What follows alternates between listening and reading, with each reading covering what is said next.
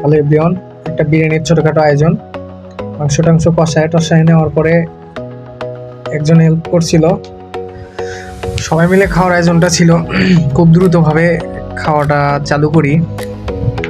তবে রান্নাটা খুব সুন্দর ছিল, দেশি মুরগি ছিল, চিকেনটা অনেক হার্ড ছিল।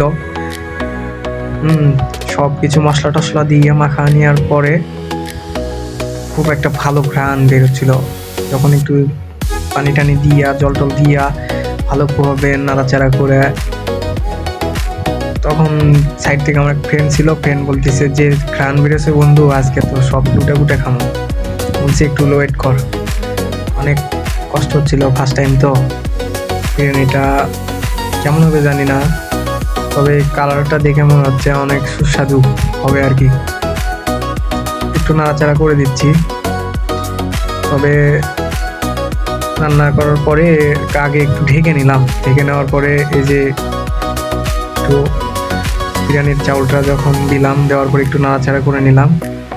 নাড়াচাড়া করার পরে একদম রেসিপি পুরোই